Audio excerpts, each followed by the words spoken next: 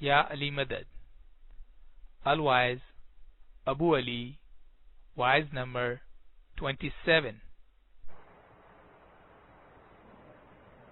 چھوٹے چھوٹے جو گناہ ہم عام بولتے ہیں ان گناہوں کے اندر بڑی اچھی نصیحت کی چیزیں ہوتی ہیں، لیکن ہم لوگ دھیان دیتے نہیں گناہوں پہ، اس کے لیے ہمیں سمجھ نہیں آتی. مولانا حضرت امام پہ صلوات پڑھ من اللہ صلی اللہ محمد وآل محمد. سیدہ ایمان بیگم ہمارے امام مولانا شاہ حسن علی صلوات اللہ علیہ کے زمانے میں ہوئی. یہ گنان امام بیگم کا ہے. پیر حسن کبیر دین کی اولاد میں سے تھی.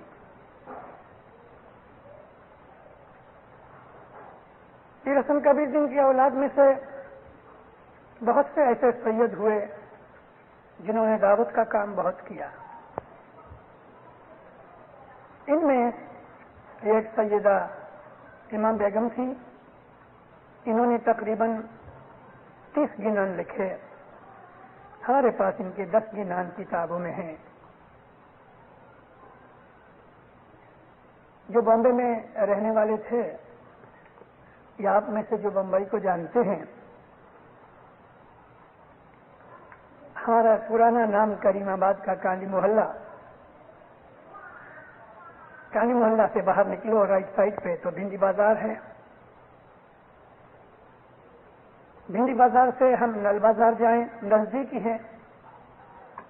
وہاں مارکیٹ ہے. مارکیٹ کے سامنے ابھی بھی ایک بلڈنگ کھڑی ہے. اس بلڈنگ کا نام ہے دوپہلیہ بلڈنگ. سیدہ امام بیگم اس دوپہلیہ بلڈنگ میں رہتی تھی. 1866 میں ان کی وفات ہوئی. کافی بڑی عمر بھی پائی. انہوں نے ساری زندگی شادی نہیں کی. ساری زندگی امام کی خدمت میں، دین کی دعوت میں انہوں نے گزار دی. انہوں نے ہندوستان، اس زمانے کے اندر جو ہندوستان تھا پاکستان کے ساتھ ملا ہوا تھا. یعنی وہ ہندوستان جو تھا وہ کشمیر، پاکستان، بنگلہ دیش، یہ سارا ہندوستان تھا. سارا ہندوستان سیدہ امام بیگم گھومی. خود اچھی طرح سے گانے والی بھی تھی اور ستار بھی بجاتی تھی. ان کے جتنے بھی گنان ہیں بڑے اچھے میٹھے راگوں میں ہیں. بڑی اچھی عابدہ تھی، عبادت کرنے والی تھی. 4-5 گنان تو عبادت کے اوپر بھی ہیں، صبح کے ذکر کے اوپر. سیدہ امام بیگم جب دوپہلیہ بلڈنگ میں آ کے رہیں، ان کی زندگی کے آخری سال تھے. کافی بوڑھی ہو گئی تھی. 10-1 بجے کے قریب کالی محلے میں چلی آئیں اور یہاں جماعت خانے کے اندر بیٹھ کے گنان بولیں، نصیحت کریں. مرد لوگ اپنے اپنے کام پہ چلے جائیں، بچے اسکول چلے جائیں، اور بہت سی عورتیں جن کو مذہب کا شوق تھا وہ اپنے گھروں سے نکل کے اس کے پاس آ کے بیٹھے ہیں، ستسنگ کریں. ہوتے یہ مجمع بڑا ہو گیا. بعض عورتیں ان کے پاس اپنے پرابلمس لے کے آئیں، ان کو ایک بزرگانہ ماں کی طرح نصیحت بھی کریں. مجمع بڑا ہو گیا. جس کو مذہب کا شوق ہوتا ہے پھر وہ مذہب کے اندر رنگا جاتا ہے. دنیا کے اندر بہت سے ایسے شوق ہیں. بعض آدمیوں کو سنگیت کا شوق پیدا ہو جاتا ہے، میوزک کا، تو پھر وہ گھر والوں سے جھگڑے بھی ہوتے ہیں، پرواہ نہیں کرتا، وہ سنگیت میں لگا رہتا ہے. کسی کو جوا کھیلنے کا کوئی ایسا شوق پیدا ہو جاتا ہے، میں تو اس کو کہتا ہوں لت لگ جاتی ہے، تو پھر کسی کی نصیحت نہیں سنتا. شراب کی عادت علت لگ جاتی ہے یا سگریٹ کی تو پھر وہ کسی کی نہیں سنتا. مطلب یہ ہے کہ انسان کے اندر ایک ایسی خاصیت ہے کہ اس کے دماغ کو جس چیز کا کوئی شوق لگ جائے تو پھر وہ اس شوق کے پیچھے ایک دیوانے کی طرح جاتا ہے. مذہب کا شوق بھی لگ بھگ ایسا ہے، لیکن ہم اسماعیلیوں کو ہمارے اماموں نے بالکل رائٹ ڈائریکشن کے اندر رکھا اور ہم کو ہمیشہ یہ نصیحت کرتے رہے کہ دنیا کے فرائض بھی پورے کرو، دین کے فرائض بھی پورے کرو. یوں نہیں کہ اپنی دنیا بگاڑ کے دین ہی کے ہو جاؤ، کیونکہ ہماری جو دنیا ہے وہ ہمارے دین کا ایک حصہ ہے. ہماری دنیا ہمارے دین کا ایک حصہ ہے. اگر کوئی آدمی باپ بنا ہے تو اس کا یہ مطلب نہیں ہے کہ وہ اپنے بچوں کا روحانی جسمانی دماغی ماسٹر بن گیا. باپ ہے، اس کو اپنے بچوں کا خیال بھی کرنا چاہیے اور بچوں کو باپ کا خیال کرنا چاہیے. عورت مرد کے تعلقات ہیں تو مرد کو عورت کا حق رکھنا چاہیے، عورت کو مرد کا حق رکھنا چاہیے. بھائی بہن ہیں تو وہ ایک دوسرے کو بھائی اور بہن جیسا حق رکھنا چاہیے. اگر کسی کی نوکری کرتے ہو تو سیٹھ کا حق بھی ایمانداری اور دیانتداری کے ساتھ ادا کرو، اور اگر تم نے کسی کو نوکر رکھا ہے تو اس کے ساتھ بھی انصاف سے رہو، ظلم مت کرو کسی بھی طریقے سے.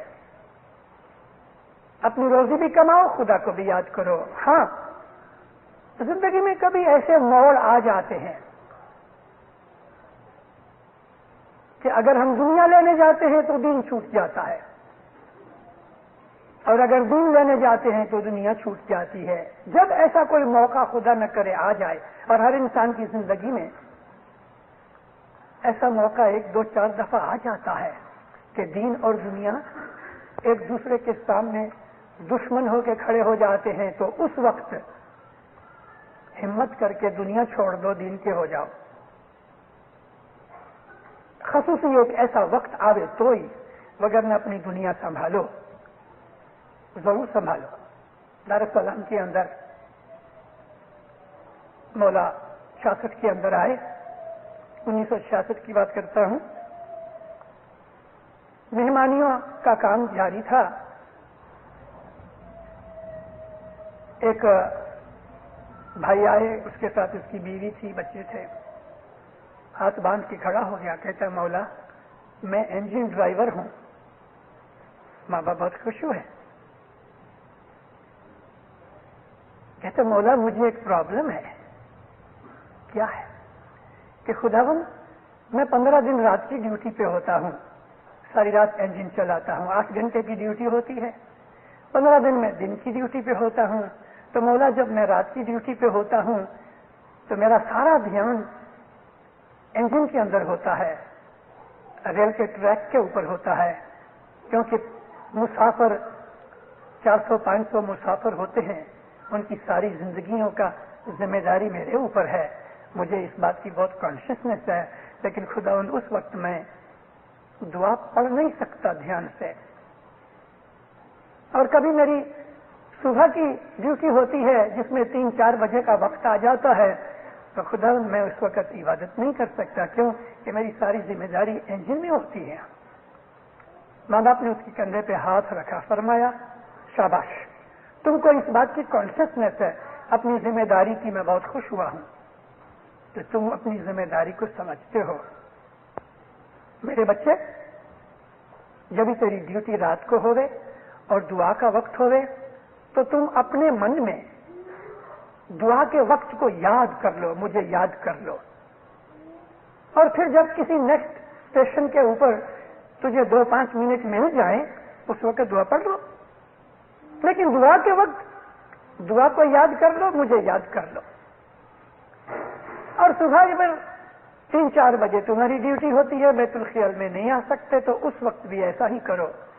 اپنے دل کے اندر بھلے تمہارا دھیان نہ لگے، لیکن دل میں اپنے بول کو یاد کرتے رہو.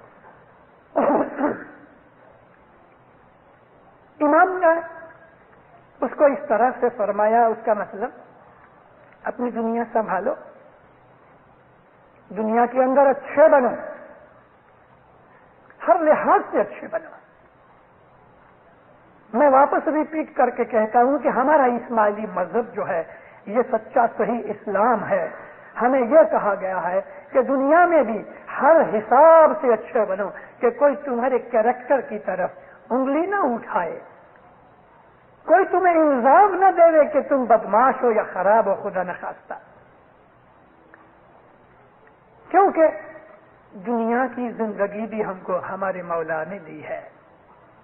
سیدہ امام بیگم 10 بجے کے قریب آ جاویں اور عورتیں اس کے پاس آ کے بیٹھے, ادھر راز نصیحت ہوئے, گنن بالیں. بمبئی کی لائف ایسی ہے کہ جو لوگ صبح 9 بجے چلے جاتے ہیں اپنے آفسوں کے اندر یا دکانوں پہ, وہ دوپہر کو کھانے کے لیے نہیں آتے.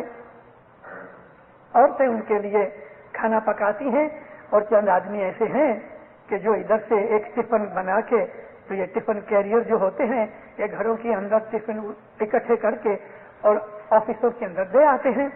شام کو وہ لوگ کھا پی لیتے ہیں. ٹفن والا ٹفن خالی واپس لے آتا ہے, اور وہ لوگ کوئی شام کو آتا ہے, کوئی رات کو آتا ہے. سیدہ امام بیگم کے اس مذہبی ادارے کے اندر جو انہوں نے شروع کیا, عورتیں آ کے بیٹھیں, ایسی ان لوگوں کو لذت لگی کہ گھروں میں دیری ہونے لگی, کھانا پکانا دیری ہونے لگا. بچے اسکول چلے گئے ہیں, ان کو کھانا وقت پہ نہیں مل رہا.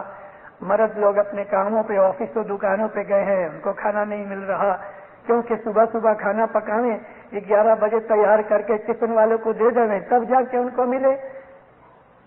گھروں میں جھگڑے شروع ہو گئے. عورت کہے میں تھوڑی کہیں اور جاتی ہوں, جماعت کھانے جاتی ہوں, عبادت کرنے جاتی ہوں, اچھی باتیں سننے جاتی ہوں.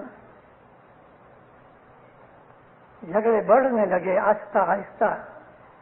یہ خبر امام مولانا شاہ حسن علی ماں باپ صلی اللہ علیہ کے کان میں پہنچی. پیری جو ہماری شاہ ماں باپ کے پاس تھا,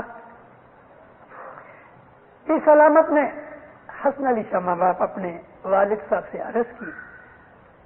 خداوند کالی محلہ جماعت خانے میں آئے, شاہ پیر دونوں آئے, کمریا حاجی ان کے ساتھ تھے. مولا نے سیدہ امام بیگم کو سامنے بلایا اور ان کو فرمایا, مجھے یہ بات معلوم پڑی ہے کہ اس طرح تم یہ گنن گوشتی یا جس کو کہو ستسنگ کرتی ہو, بری چیز نہیں, لیکن طریقہ ٹھیک نہیں. تم واڑی چلی جاؤ. واڑی جو نسبت روڈ کے اوپر جہاں اس وقت زمانے کے اندر مولا رہتے تھے, حکم کیا کہ تم واڑی چلے جاؤ. بھلے خدا. ابھی اس نے کچھ سلسلہ شروع کیا تھا. سیدہ امام بیگم کی یہاں ذرا غلطی ہو گئی. سچی مومن تھی, پیر حسن کبیر دین کی اولاد میں سے تھی, لیکن دینداروں دنیا کے اندر ہم بہت دفعہ خطا کھا جاتے ہیں, ہم انسان ہیں. دوسرا دن جو گزشتہ دن کی ان کی جو محفل میں ایک خاص سٹوری یا ایک فیچر جو ادھورا رہ گیا تھا, امام بیگم نے یہ سوچا کہ میں اس کو پورا کر کے پھر میں واڑی چلی جاؤں. مولا تو شام کو جب ہی چلے گئے تو دوسرے دن یہ پھر آئی. اس کو نہیں آنا چاہیے تھا. اگر امام نے حکم کیا تو اسی رات کو چلے جانا چاہیے تھا, لیکن اس سے ذرا چوک ہو گئی.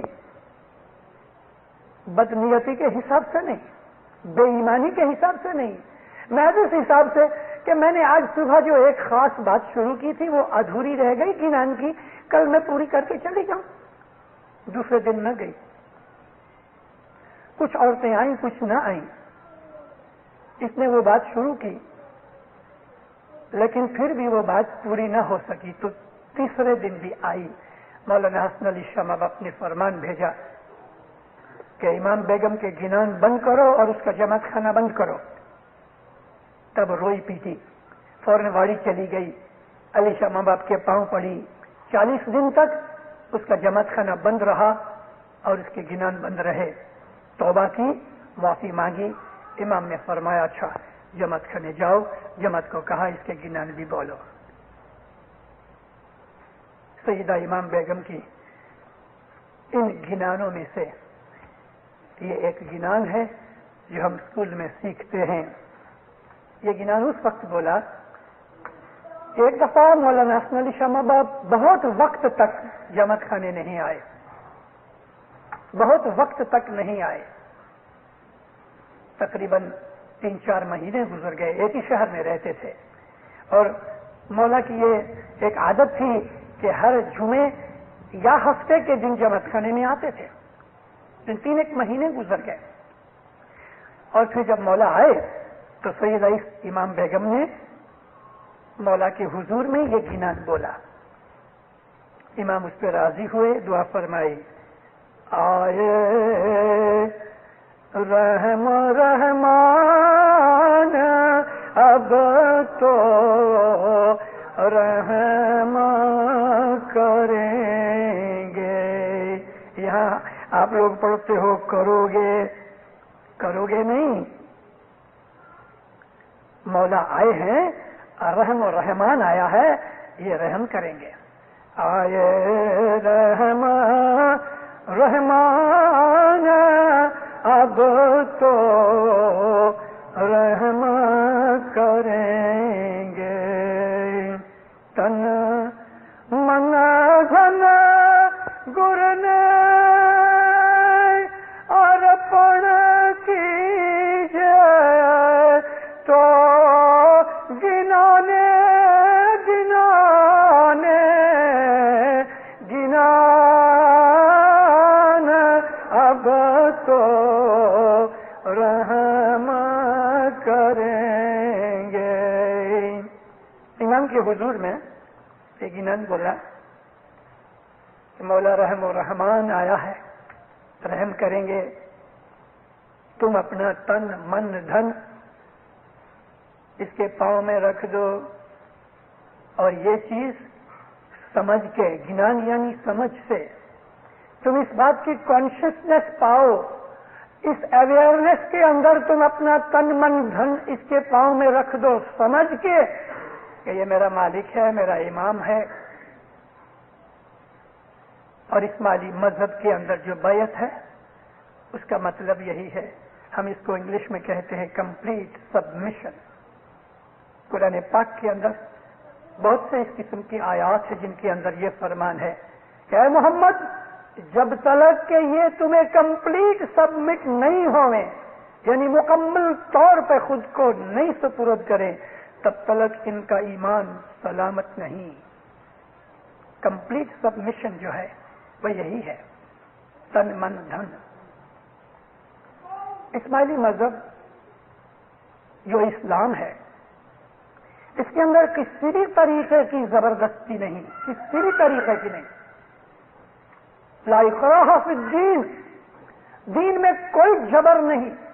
اگر ہم کو اسماعیلی مذہب سے اپنے دل کے اندر کوئی خنوف ہے، یعنی کینہ ہے، ہم اپنے اسماعیلی مذہب کو اچھا نہیں سمجھتے، تو ہم کو اس بات کی اجازت ہے کہ کوئی بھی مذہب پالو، لازم نہیں ہے کہ اسماعیلی مذہب میں رہو۔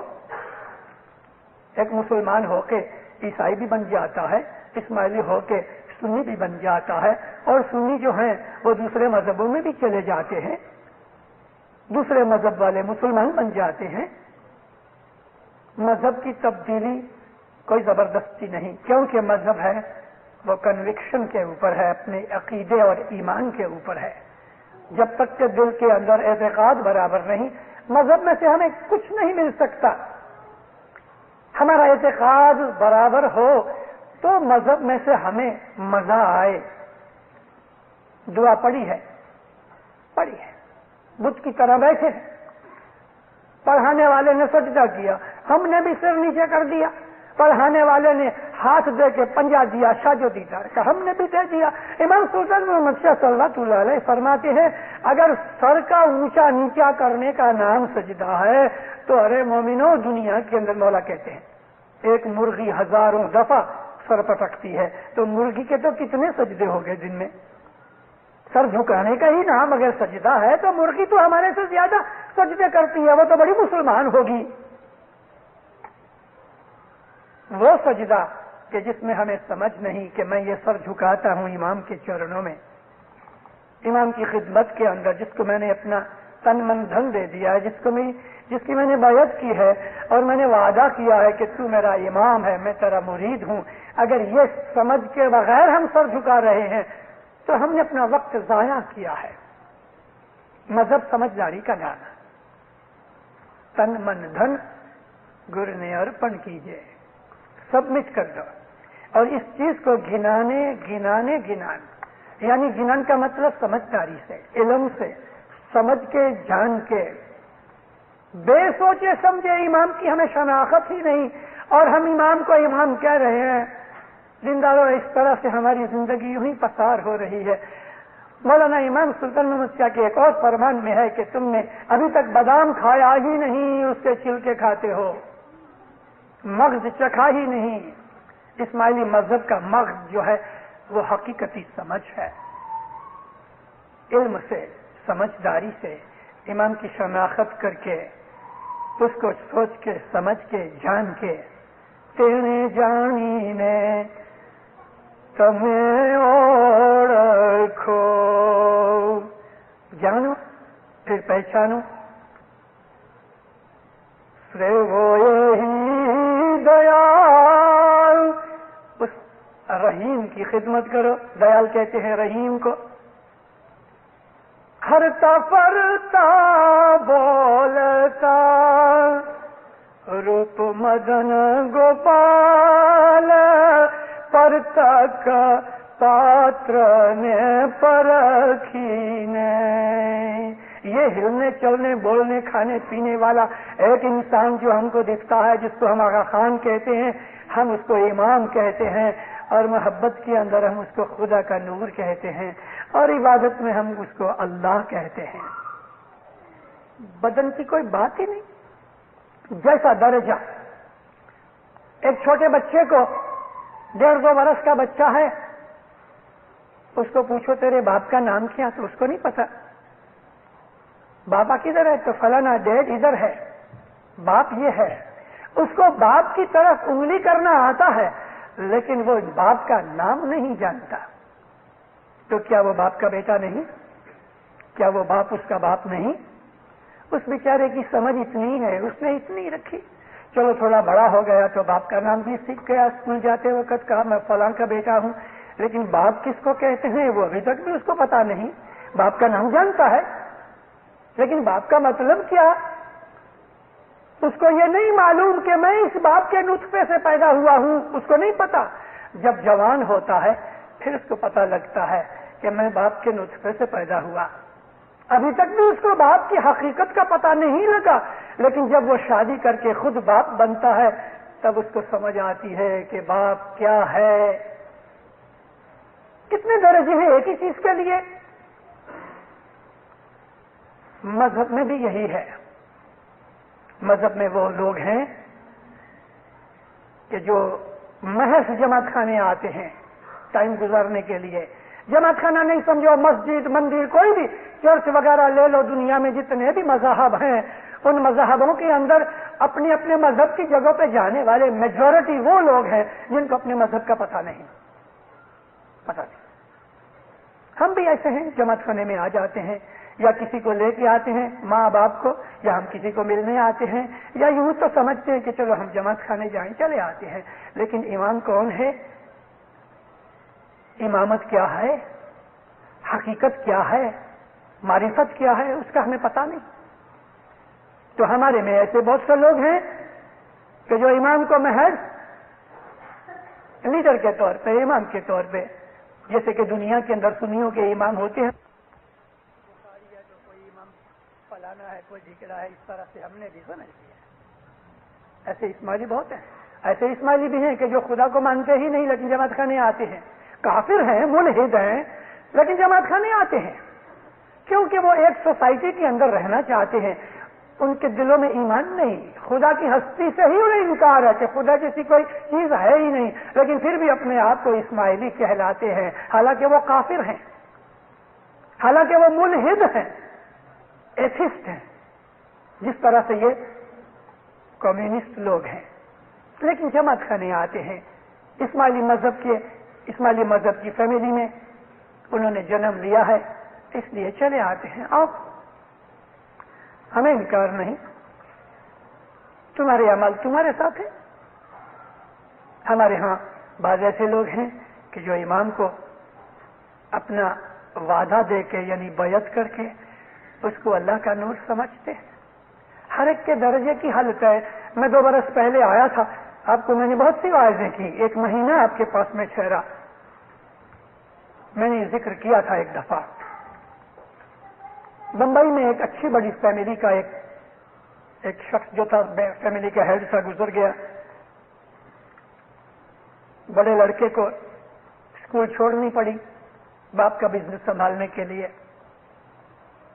ایک چھوٹا بھائی تھا، بزنس تو اس نے سنبھال لیا، بھائی کو پڑھاتا رہا۔ مومن اسماعیلی فیملی تھی، پیسے والے شخص تھے، عزت والے، آبرو والے، نامچین مشہور لوگ تھے۔ بیٹا تھوڑا چھوٹا بھائی بڑا ہوا، اس کو اس نے انگلینڈ بھیج دیا۔ اس نے باپ کا بزنس سنبھالا، چھوٹے بھائی کو کہا کہ تم جاؤ پڑھو، میں تو نہیں پڑھ سکا۔ 10-12 برس بہت سا عرصہ ادھر گزار کے وہ انگلینڈ سے واپس آیا، باپ کے بزنس میں بھائی کے ساتھ جوائن ہوا، لیکن انگلینڈ میں رہا تھا۔ زندگی اور جوانی کے کافی برس وہاں گزارے تھے۔ خطرناک سے خطرناک جو انسان کی زندگی ہے وہ 10 برس سے لے کے 25 برس تک، یہ پیریڈ بہت خطرناک ہے۔ اسی پیریڈ کے اندر بدیاں لگ جاتی ہیں، کوئی ڈرگ پیتا ہے، کوئی تمباکو کھاتا پیتا ہے، اسموک کرتا ہے، کوئی شراب پیتا ہے، کوئی اور زنا اور دوسری خرابیوں بدیوں میں پھنس جاتا ہے، کوئی جوئے میں پھنس جاتا ہے۔ 10 اور 25 برس، یہ زندگی بڑی خراب ہے۔ 10-12 سال کا بچہ جب ہوتا ہے اور اس کو تھوڑی تھوڑی سمجھ آتی ہے تو اپنے دل میں فخر کرتا ہے، میں جو جانتا ہوں میرا باپ بوڑھا کیا جانتا ہے۔ بہت سے ایسے لڑکے ہیں، ٹین ایجرز جو ہیں، وہ اپنے باپ کو مخول سمجھتے ہیں، باپ کی بے عزتی کرتے ہیں، اپنے دل میں باپ کو ہلکا سمجھتے ہیں، خود کو بڑا سمجھتے ہیں۔ ان کی آنکھ کب کھلے گی؟ جب وہ 50 برس 40 برس کے ہو جائیں گے، تب تک ان کی آنکھیں اندھی ہو جاتی ہیں۔ تو یہ جو خطرناک پیریڈ اس نے لندن میں گزارا، واپس آیا، خیالات بدلے ہوئے تھے۔ اور وہ زمانے کے اندر امام سلطان محمد شاہ کے گھوڑے بھاگتے تھے، ڈربی کے اندر مولا ریسس میں جاتے تھے، مونٹے کارلو جاتے تھے، بڑی بڑی ہوٹلوں میں جاتے تھے، رس جیسی ہوٹل کے اندر کانفرنسیں ہوتی تھی۔ اس کو تو اس امام کے اندر ایک آرڈینری معمولی سا ایک پولیٹیکل آدمی نظر آیا، اچھی فیملی کا لڑکا تھا، واپس آیا، ماں بڑی مومنہ تھی، بھائی مومن تھا۔ عموماً گھر میں بیٹھے ہوئے بھابھی کے ساتھ، ماں کے ساتھ، بھائی کے ساتھ، بہن کے ساتھ بحثیں ہوتی رہیں۔ تم کو کیا پتا صاحب ادھر جا کے پتہ تمہیں کیا کرتے ہیں، گھوڑے بھگاتے ہیں۔ اب وہ زمانے کے اندر گھوڑ دوڑ کو ہم لوگ سمجھتے نہیں تھے، اور عام مسلمان مولوی بھی ہمارے اوپر اٹیک کرتے تھے، خصوصاً وہ مولوی کہ جو کانگریس کے پٹھو تھے۔ اس کے پیچھے بیک گراؤنڈ کے اندر انڈیا کا پالیٹکس ہے۔ قائد اعظم محمد علی جناح خود کانگریس کے ممبر تھے، اس میں سے نکل کے پھر مسلم لیگ میں آئے۔ کانگریس کے اندر بہت بڑے بڑے مسلمان علماء تھے، مولانا ابوالکلام آزاد جو تھے وہ کانگریس کے زمانے کے اندر پریزیڈنٹ تھے۔ تو یہ دیوبند کے ملا مولوی جو تھے، کٹر مولوی، وہ لوگ کانگریسی تھے، پالیٹکس کے حساب سے مسلم لیگیوں کو برا سمجھتے تھے، اور امام مسلم لیگ کو پیدا کرنے والے تھے، پالیٹکس کا ذریعہ بھی تھا۔ تو کہتے تمہارا آیا خان، تمہارا امام تو گھوڑے بھگاتا ہے اور مڈموں کے ساتھ شادی کرتا ہے۔ مڈم کا مطلب یورپین عورت، بمبئی کی زبان میں یورپین عورت کو مڈم کہتے ہیں، جو لفظ نکلا ہے میڈم میں سے۔ معلوم نہیں کہ گھوڑے تو حضرت رسول اللہ بھی دوڑایا کرتے تھے۔ گھوڑوں کی جو ریس ہے وہ رسول اللہ کے زمانے میں سے چلی۔ یورپ والے تو اس وقت جنگلی تھے، 1400 برس پہلے یورپ کے اندر کوئی سنسکرتی اور سیویلائزیشن نہیں تھی۔ ایک آدمی نے لکھا ہے जोक में लिखा है। वो कहता है कि we were civilised when you people, यानी यूरोपियंस को कहते हैं के दिन आधी छुट्टी बनाया करते थे, मदीना बंद हो जाता था, मुसलमान कारोबार बंद कर देते थे, जुमे की नमाज के बाद कोई काम नहीं करता था, खाना पीना खा के नबी करीम बाहर जाते थे। मदीने के बाहर कोई घोड़ा ले आता है, कोई अपना ऊंट ले आता है, कोई बकरा ले आता है। बकरों की रेस होती थी, ऊंटों की रेस होती थी, घोड़ों की रेस होती थी, और जीतने वालों को रसूलुल्लाह इनाम दिया करते थे। ये घोड़ों की रेस यूरोपियन ने शुरू नहीं की है, तो नबी ने शुरू की है। मगर लोगों को इल्म का पता नहीं, इसके लिए जब भी हमारे मजहब के लिए, हमारे इमाम के लिए कोई आदमी कोई अटैक कर देता है, हम भीगी बिल्ली की तरह दुम पीछे दबा के बैठ जाते हैं, क्योंकि हमें इल्म नहीं। तुम लोग सीखो, पढ़ो, इल्म सीखो, तो दुश्मनों का मुंह बंद करने के लिए हमारे पास बेहिसाब चीजें हैं, बेहिसाब। मगर हमारे जवानों को डिस्को का जितना शौक है, उतना गिनान और इल्म पढ़ने का शौक नहीं। बहसें होती रहे। इस आदमी का ईमान तो खराब था ही, लेकिन अच्छे मोमन तुखम में से था। दसबंदी सुकरीती आबिद मोमन जमात खाने में आने वाले फैमिली में से था। दिल डामा डोल रहे, माँ बाप की मोहब्बत और इबादत इसको जमात खाने की तरफ खींचे, लेकिन यूरोप का रहना और वो मॉडर्न थिंकिंग इसको दुनिया की तरफ खींचे। खूब ऐसे हुए। एक दफा मौला की पधरामनी हुई, इन्होंने मेहमानी रखी। मेहमानी में ये आदमी मौलाना हजरत इमाम सुल्तान शाह के आराम से बैठे, इसको देख के बोला, तुम यूरोप में थे? हाँ खुदावंद। कभी वापस आए? बातें चीतें करते रहे। साहब ने इसके साथ इस तरह से बातें की कि इसने समझा कोई यानी मेरा कोई दोस्त है, एकदम खुला हो गया। 2, 4, 5 मिनट के अंदर कहता, योर हाइनेस, मैं कुछ बात पूछना चाहता हूँ। हाँ पूछो पूछो, क्या है? जरा हिचकिचाने लगा। बड़े भाई ने आंखें निकाली, माँ की आंखों में आंसू आ गए कि अभी कुछ ऐसी बेईमानी की, कोई बेअदबी की बात कर देगा। जरा हिचकिचाया। साहब ने इसको हाथ लगा के कहा, पूछो पूछो, डरो मत, खुले दिल से पूछो। साहब ने इसको थोड़ा थपथपाया तो कहने लगा, योर हाइनेस, मेरा भाई है ना, वो कहता है आप खुदा हो। क्या आप खुदा हो? मौलाना सुल्तान मुझसे बहुत हंसे, हा हा हा हा करके शर्मिंदा हो गया। तुम क्या समझते हो? उसको छोड़ दिया। अब ये फिर परेशान हो गया, क्या बोले? हाँ बोलो बोलो, तुम क्या समझते हो? खुले दिल से बोलो, डरो मत। हिचकिचाते कहता है, मैं आपको अपना इमाम समझता हूँ, यू आर माई इमाम। शाबाश, वेरी गुड, बराबर है, मैं तुम्हारा इमाम हूँ। इसको थोड़ा जोर आ गया।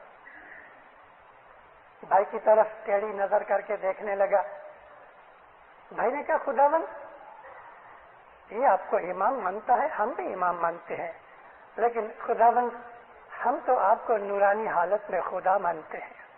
बराबर है, बराबर है, शाबाश, अलबत अलबत। ये फिर परेशान हो गया कि ये उसको वो जवाब दिया है, मेरे को ये जवाब दिया है, ये दोनों में सच्चा कौन है? कहते हैं, हाइनेस, आई कांट अंडरस्टैंड। माँ बाप ने उसकी माँ की तरफ उंगली करके कहा, ये तेरी कौन है? मेरी माँ है। तुम इसके बेटे हो? यस। ये कौन है? ये मेरा भाई है। तुम इसके भाई हो? खुदा। ये कौन है? ये मेरी भाभी है। तो तुम इसके देवर हो? अच्छी खुदा। तुम्हारी वाइफ है? नहीं साहब, मैंने शादी नहीं की। लेकिन तुमने शादी की होवे तो तुम अपनी वाइफ के क्या हो? मैं उसका हस्बैंड, शोहर हूं। देखो, तुम तो एक हो, تم ایک آدمی ہو، اس کے تم بیٹے ہو، اس کے تم بھائی ہو، اس کے تم دیور ہو، اور کبھی تمہاری وائف ہو گئے تو اس کے تم شوہر ہو، تم ہو تو ایک، یہ سب کے سب جدے جدے کیوں رشتے ہوئے؟ سوچ میں پڑا، ڈیپ تھنکنگ میں پڑ گیا، جواب نہ دے سکا۔ ماں باپ نے اس کی گائیڈنس کی، سب فرمایا دیکھو ہم کو دنیا کے اندر بہت سے لوگ پولیٹیشین مانتے ہیں، کوئی ہم کو بڑا آدمی سمجھتا ہے، کوئی ہم کو پیسے والا سمجھتا ہے، کوئی ہم کو لیڈر سمجھتا ہے، کوئی ہم کو پیر سمجھتا ہے، تمہاری طرح ہم کو کوئی امام سمجھتا ہے، اور واللہ یہ ہم کو خدا سمجھتا ہے۔ جو آدمی جیسا ہم کو سمجھتا ہے اس کے لیے ہم ایسا ہے۔ اگر مجھے پیر طریقے میرے ساتھ تم رشتہ داری کرتے ہو تو میں تمہارا پیر ہوں، اور اگر تم نے میرے ساتھ بڑے آدمی جیسی دوستی کر کے رشتہ داری کی تو تمہارے لیے میں بڑا آدمی ہوں۔ کبھی تم نے مجھ کو امام سمجھ کے میرے ساتھ رشتہ داری کی تو میں تمہارا امام ہوں، واللہ کبھی تم مجھ کو خدا سمجھتے ہو تو میں تمہارے لیے خدا ہوں۔ بات کیا ہے؟ بات ہمارے اندر ہے۔ وہ ہندو پتھر کو خدا سمجھتے ہیں،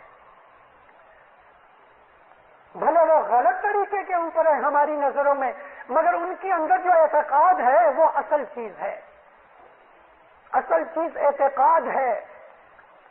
اگر تم یہ کہہ ڈالو کہ خدا ہے ہی نہیں تو یہ بات غلط ہے۔ یہ بات اس لیے غلط ہے کہ ایک ایسی سپریم پاور تو ضرور ہے کہ جو ساری سرشٹی کو، برہمنڈ کو، یونیورس کو چلا رہی ہے۔ ایک سپریم پاور ضرور ہے۔ یہی سمجھ لو، کبھی تم اپنی مرضی سے پیدا ہوئے تھے؟ تم کو پوچھا گیا کہ تم پیدا ہونے والے ہوگے؟ تم اپنی مرضی سے تو پیدا نہیں ہوئے، تو کوئی ایسی سپریم فورس ہے کہ جس نے تم کو پیدا کیا، اور موت بھی جب آئے گی، بھلے وہ ایک نیچرل فینومینا پروسیس ہے، مگر وہ پروسیس گھڑنے والی بھی کوئی سپریم پاور تو ہے۔ کیوں کوئی آدمی اپنی مرضی سے مرنا نہیں چاہتا؟ اور لائف کے اندر ایسی کتنی حقیقتیں آتی ہیں کہ جس کے اندر ہم مجبور ہو جاتے ہیں، محنت کرنے کے باوجود، اسٹرگل کرنے کے باوجود بھی ہم اپنی منزل پہ نہیں پہنچ سکتے۔ کوئی چیز ہمیں روک رہی ہے یا کوئی چیز ہمیں فورس سے آگے بھیج رہی ہے۔ خدا کی ہستی ضرور ہے، خدا باہر نہیں رہتا، اندر رہتا ہے۔ مولانا حضرت امام کا جو باہر کا شریر اور بدن ہے وہ باہر ہے، مگر اس کا جو نور ہے وہ اندر ہے۔ تو امام جو ہے، جس طرح کا ہمارے دل کے اندر اس کے لیے اعتقاد ہے، اس طرح ہم ہیں۔ پتھر کو پوجنا جاؤ، پتھر کو پوجو، کوئی بات نہیں۔ تو یہ علم اور سمجھ ہمیں ہونی چاہیے۔ اسی علم اور سمجھ کے اوپر، جیسا میں نے آپ کو کبھی کبھی واعظوں میں کہا بھی ہے اور ہمیشہ کہتا ہوں کہ دینداروں، دنیا کی زندگی کے اندر جو حالت میں آپ ہو، باپ ہو، بیٹے ہو، بھائی ہو، شوہر ہو، بیوی ہو، کوئی بھی حالت میں جو ہے اپنی تمام ہر ایک حالت میں سچے بنو، پیور بنو، سنسیئر بنو، دیانتدار بنو۔ یہ ہے گنان۔ تو یہاں سیدہ امام بیگم کہتی ہیں کہ اپنا تن اور من اور دھن تم نے امام کو بیعت میں دے دیا، اور یہ سوچ سمجھ کے دیا ہے، اب اس کی تابعداری کرو۔ اس کے لیے جان کی قربانی کرنی پڑے تو تن دے دو، من کی قربانی کرے تو من دے دو، دھن کی قربانی کرنی پڑے تو دھن دے دو، کیونکہ تم نے اپنا سب کچھ اس کو سونپ دیا ہے۔ دانا سخاوت ہر دم کیجے، دان سخاوت ہر دم کیجے، تو دان دان دان اب تو رحم کریں گے۔ جو کچھ تم دنیا میں کماتے ہو اس کے اندر دان دو اور سخاوت کرو، ہر دم دانے دانے دان، یعنی جو سخاوت ہے اس کے بہت سے طریقے ہیں، بہت سی شکلیں ہیں۔ تمہاری کمائی میں سے یا جو کچھ تمہارا ہے، صرف پیسہ نہیں، تمہارا وقت بھی، پیسے میں سے دان دو یعنی سخاوت کرو، چیریٹی کرو، وقت کی بھی چیریٹی کرو، بدن کی بھی چیریٹی ہوتی ہے۔ بدن کے اوپر امام کا حق ہو گیا ہے، مگر اس نے دنیا کے اندر میاں بیوی بال بچے جو ہیں، تو ہمارا وقت بال بچوں میں جاتا ہے، ہمارا وقت اور ہمارے بدن کی جو کچھ بھی طاقتیں ہیں وہ پڑوسی کے پاس بھی ہیں، جہاں ہم کام کاج کرتے ہیں وہاں بھی ہیں، تو اس کے اندر سے وقت، پیسہ یا بدن کی کوئی بھی محنت وغیرہ اگر ہم دوسروں کے لیے کرتے ہیں، جس میں مجھے کوئی بھی پرسنل ذاتی اس میں نفع کی خواہش نہ ہو، میری نیت نہ ہو، تو وہ چیز سخاوت میں آتی ہے۔ رسول اکرم صلی اللہ علیہ وسلم کے پاس حضرت ابو ہریرہ جیسے آدمی، میں نے آپ کو ایک دفعہ کہا تھا کہ ابو ہریرہ اس کی حدیثیں بہت ہیں، اس کی بہت حدیثیں، موسٹلی میجورٹی حدیثیں ابو ہریرہ کی جو ہے نا وہ فوق ہے، کچھ بھی نہیں، خاک ہے، لیکن بعض حدیثیں اس کی اچھی ہیں۔ اور یہ حدیثیں اس لیے کہ رسول اللہ فرمایا جو حدیثیں میری قرآن کے ساتھ ٹیلی ہوتی ہوں وہ ماننا۔ 3 برس رہے حضرت ابو ہریرہ رسول اللہ کے پاس، اور انہوں نے 5000 سے زیادہ حدیثیں کہہ دی، اتنے تو دن بھی نہیں ہوئے۔ تو ابو ہریرہ کی ایک حدیث ہے، ایک دن رسول کو پوچھا، بالکل غریب شخص سے، فقیر سے، کہ یا نبی آپ نے سخاوت کے لیے آواز فرمایا، میرے پاس تو کچھ نہیں، تو کیا میں سخاوت سے محروم رہ گیا؟ فرمایا نہیں، تم کسی کو رستہ دکھا دو بھولے ہوئے آدمی کو، تو یہ بھی